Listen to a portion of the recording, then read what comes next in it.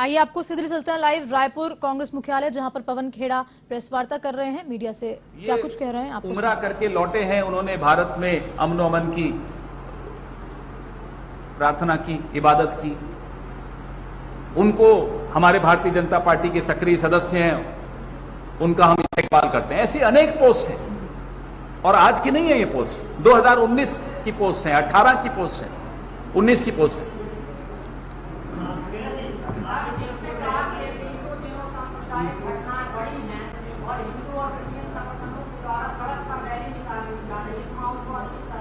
ये माहौल क्यों बनाया जा रहा है, पहले तो हमको इसका जवाब देना चाहिए।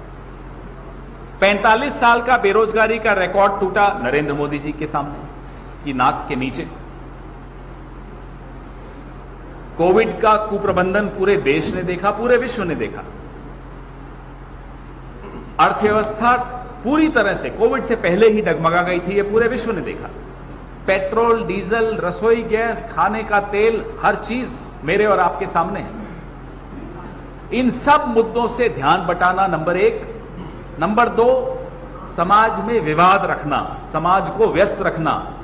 हम और आप इन्हीं मुद्दों पर चर्चा करते रहें, ये इनकी नीयत है। नफरत का माहौल बनाओ, लोगों को लड़वाओ और फिर एक धर्म के ठेकेदार बन के सामने आओ और वोट मांग लो। सरेआम सबके सामने है ये नीयत और ये देश भी समझ रहा है। कांग्रेस ने आतंकवाद को एक बड़ी कीमत चुकाई। राजीव जी देखा, इंदिरा जी को हमने देखा। खालिस्तान में जिस तरह छत्तीसगढ़ के अपने कितने नेता गंवाए। पंजाब में भी जिस तरह इंदिरा गांधी ने साथ दिया, आतंकवाद को खत्म किया। पाकिस्तान समर्थित आतंकवाद को भी बढ़ावा मिला पूरे देश में, एक तरह से जम्मू कश्मीर में। बीजेपी ने इस पूरे को कांग्रेस को कहीं डाइवर्ट करके अपना फायदा उठाया। पिछले कुछ दिनों में जिस तरह घटना घटी, आपने जिस तरह के नाम लिए कि बीजेपी से रिलेटेड है, इस आतंकवाद के खिलाफ कांग्रेस ने 10 साल पहले हिंदू आतंकवाद की गोली कि हिंदू आतंकवाद भी है, उसका कांग्रेस को खामियाजा भी भुगतना पड़ा पिछले 2 लोकसभा चुनाव। क्या उस थ्योरी पे कांग्रेस आज कायम है, हिंदू आतंकवाद को? देखिए, सबसे पहली बात तो ये शब्द जो हिंदू आतंकवाद है, जिसके मैं बहुत खिलाफ हूं इस शब्द के, यह शब्द देने वाला व्यक्ति कौन था इस हॉल में अगर मैं आज क्विज करा दूं, माफ कीजिएगा, आप में से तो छोड़िए, हम में से कई लोग नहीं बता पाए। आरके सिंह उसका नाम था, गृह सचिव था। आज कौन है वो, कहां है वो आरके सिंह? भारतीय जनता पार्टी के वरिष्ठ नेता हैं आरके सिंह। यह शब्द देने वाले आरके सिंह, तभी तो कहता हूं आत्मनिर्भर भाजपा।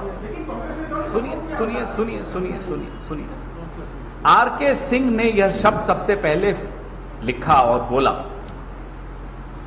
हमारे कुछ नेताओं ने अगर कहा हो तो गलत है वो। मैं और हम सब इस मंच पे जो बैठे हैं, या आज का कांग्रेस नेतृत्व बिल्कुल गलत मानता है इस शब्द को।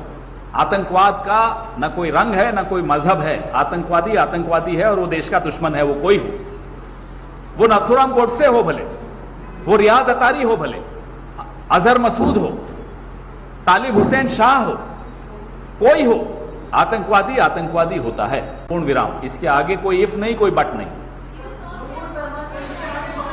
एक सेकंड आप किसका?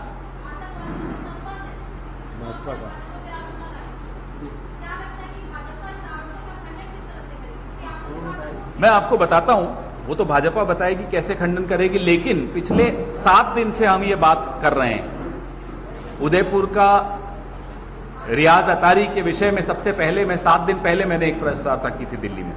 भारतीय जनता पार्टी का अभी तक खंडन नहीं आया।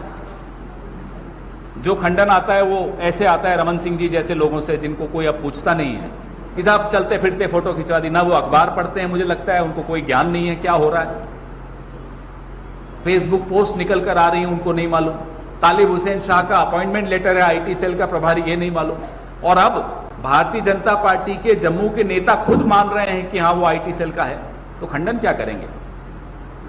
एक अखबार में नाम नहीं लूंगा, उसने एक पूरा वीडियो बनाया और सोशल मीडिया पे डाला रियाज अतारी का, कैसे भारतीय जनता पार्टी का वो सदस्य है। उस पर इतना दबाव आ गया कि उसको वीडियो हटाना पड़ गया। तो अब नरेंद्र मोदी घबराए हुए हैं, क्योंकि अब जो उनकी असलियत है वो सबके सामने खुलकर आ गई। अब वो डरे हुए। अब डरा हुआ आदमी कभी ईडी के पीछे छिपेगा, कभी सीबीआई के पीछे छिपेगा, कभी मीडिया पर दबाव डालेगा। एक मीडिया हाउस पर भी ईडी की क्वेश्चन चल रहा है आजकल।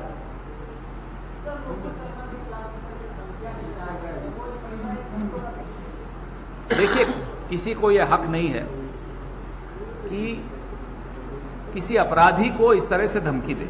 उनसे गलती हुई, अपराध हुआ, इसमें कोई गलत शक की बात नहीं। उनके खिलाफ कानून अपनी कार्रवाई करेगा, लेकिन कोई और अपने हाथ में कानून ले ले कि साहब इसको ये सजा होगी और फांसी होगी और मौत की सजा होगी, ये गलत बात। इस देश में नियम कानून से ये देश चलेगा, किसी के प्राइवेट कानून से नहीं चलता ये देश। तो भले नुपुर शर्मा हो, भले वो भारतीय जनता पार्टी की हो, लेकिन हम कांग्रेस पार्टी इस तरह की धमकियों के खिलाफ है।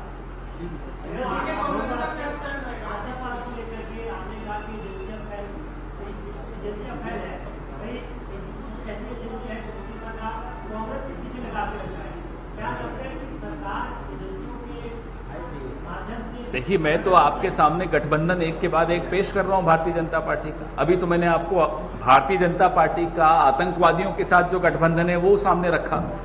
मुझसे ज्यादा आप जानते हैं कि एजेंसीज के साथ जो गठबंधन है भारतीय जनता पार्टी का, वो तो 7 साल में हम सबने देखा।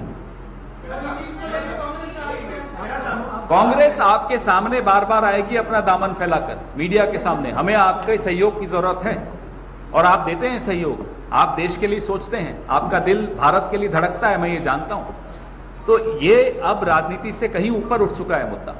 हमें और आपको मिलकर ये तथ्य लोगों के सामने रखने होंगे। हमें और आपको मिलकर समाज में जो जहर फैलाई जा रही है भारतीय जनता पार्टी द्वारा, उसको रोकना होगा। हो गया जी।